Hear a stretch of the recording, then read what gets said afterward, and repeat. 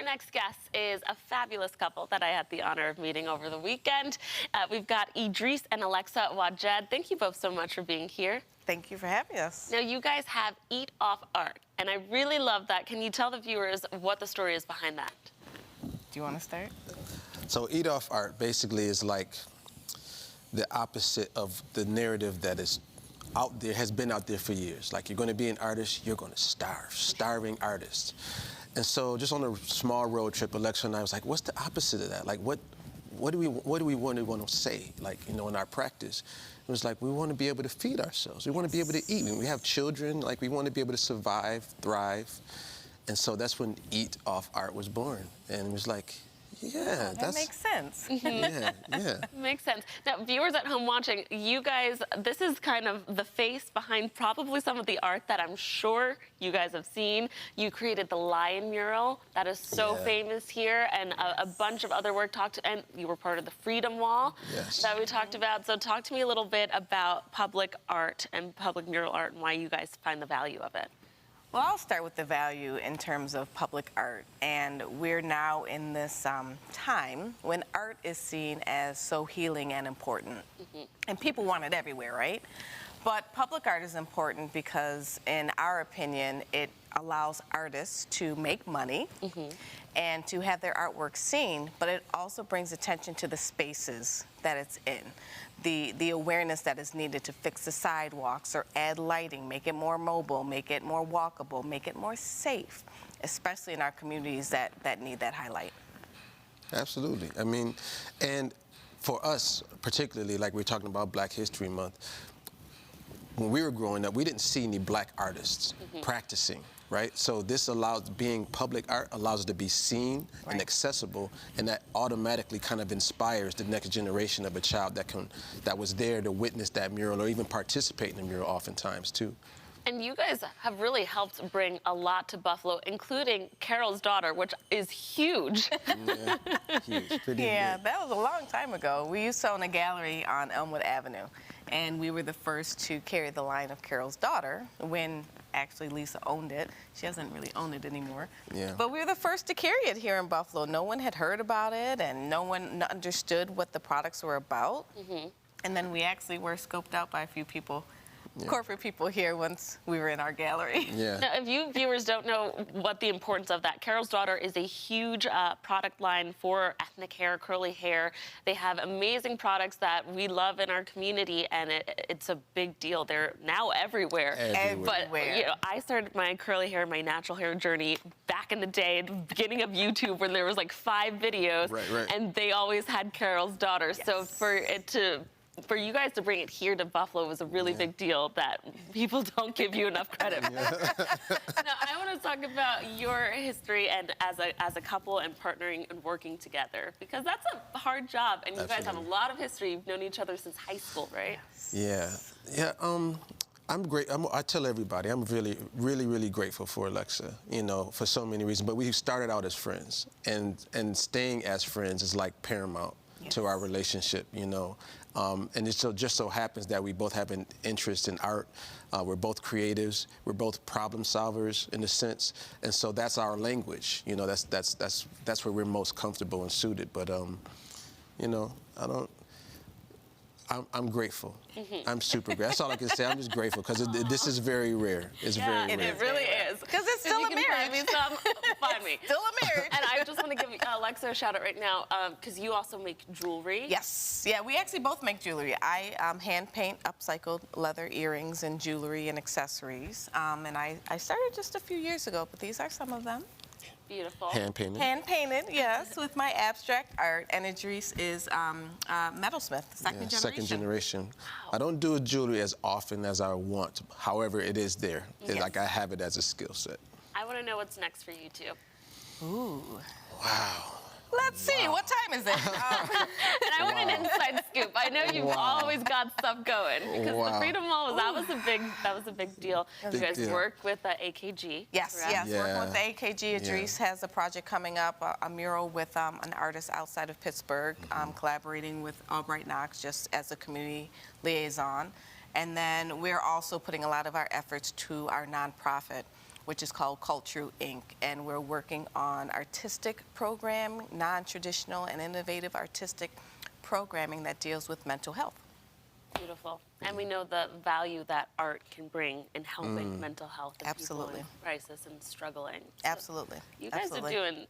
you guys are doing big things. I could talk to you guys all day. Same. Let us know when you want a Same. coffee. We appreciate your time here, and I know that you guys have more incredible stuff coming up. We're looking out for you, looking over all of the walls of Buffalo and seeing Wow. your art and inspiring Black people, especially in our community. We don't always see Black love that looks healthy, that looks strong, that's a partnership. So thank you Yeah. guys for being a great example Thank and you. the work you're doing in the community. Thank you for the impact you're having. Yes, Thank you. definitely. If you want to hear more from Alexa Wadget, you can, as she is part of a panel of influential women in Buffalo we put together as we close out Women's History Month. If you want to see Alexa again, along with the other powerhouse women, tune in Friday at 3 here on Daytime Buffalo.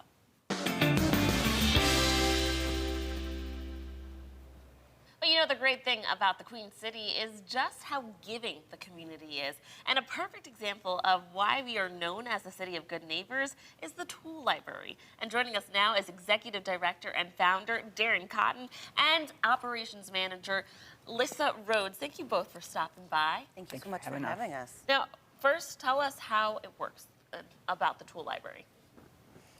Darren, do you want to tell everybody how we started? Sure. So I was a grad student at UB, just trying to fix up my apartment and having no money, but wanting to, make a change. And so that's really where the idea came from, where it's like, someone wants to fix up their home or start a garden or improve their community, but they don't have the money. What's a way we can kind of remove cost as a barrier? And tool libraries are a really great way to do that. That is so amazing because Buffalo has these beautiful homes, these beautiful structures, and sometimes if we're able to buy or rent, we want to keep the integrity of the home because it has great structures, but it needs work.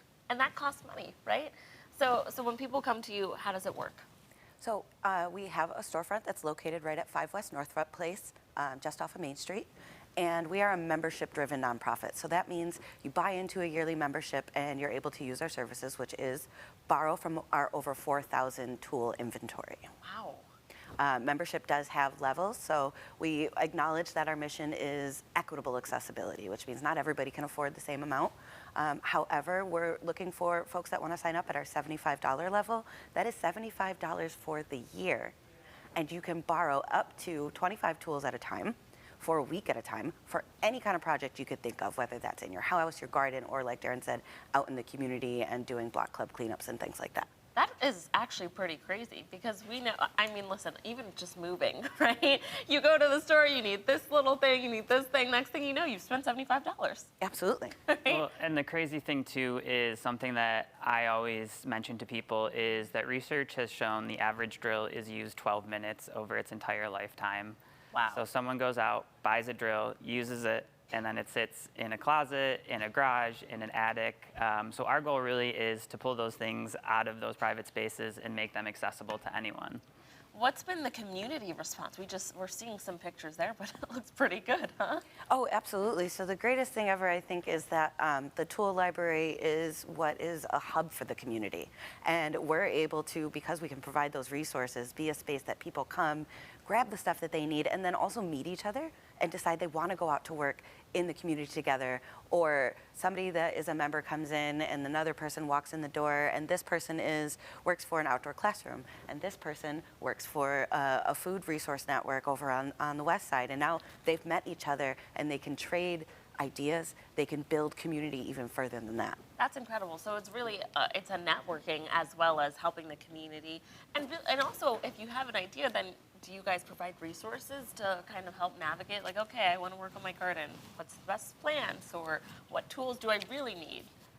Yeah, and that's, I mean, one of the great things too is that we are primarily powered by volunteers. So Lissa and I joined the staff last year and this year, but for the first 10 years we were completely volunteer run. And so everyone is bringing sort of their own knowledge, their own experience. So we've got gardeners, we've got, you know, people who have been contractors in a past life, and they're able to share those skills and knowledge with our members. And it's just really great to see, you know, not only sharing the tools, but sharing the skills and the knowledge. Do you guys have any events coming up? Oh, absolutely. So the best thing about the Tool Library is we're not just a storefront where you can rent tools from, but we give you opportunities to use those tools. So starting in April 22nd, we are actually going to host our Spring Service Day Saturdays. Those are every Saturday from April 22nd until the end of May. And those Saturday events are throughout Buffalo. So we do garden cleanups, we do tree plantings, we do rail to trail cleanups, and all those various events can be found on our website at www.thetoollibrary.org. You just RSVP on the website and you can show up. And Darren also has another program that we run to talk about. Yeah, so Dare to Repair Cafes, one of my favorites. If you've got a broken lamp, vacuum, anything hanging around the house that you don't want to throw out, you can bring them to our Dare to Repair Cafes. They're monthly pop-up repair clinics, totally open and free to the public.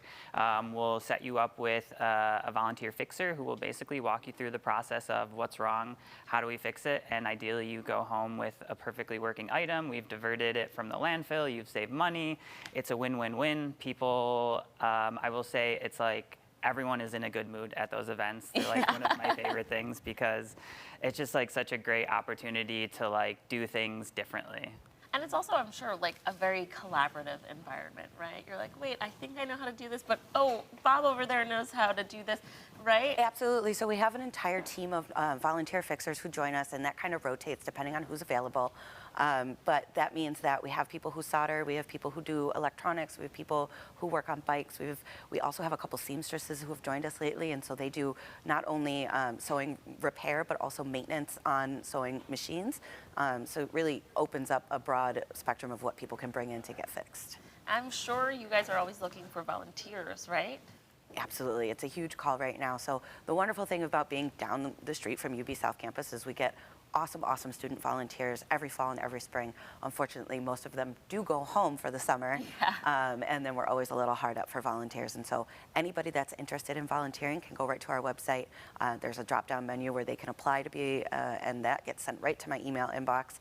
And then training is only about an hour to learn our systems, and our shifts are only 2 to 3 hours long. Okay. So during our open hours, you sit behind the desk and you are able to kind of help check people out, check people in, add things to our inventory, and in that process, get to know your neighbors, get to know your community members, and learn new skills yourself. Share the skills that you also have out wider with the people that you meet. Oh, this sounds awesome. Thank you guys for coming in. If you would like to learn more about becoming a member or volunteer, you can go over to their website, thetoollibrary.org. Thank you again for coming in. Thanks so No much problem. for having Thank us. you. Still to come, we talk to a fashion-forward female about her successful style studio. Don't go anywhere. That's next.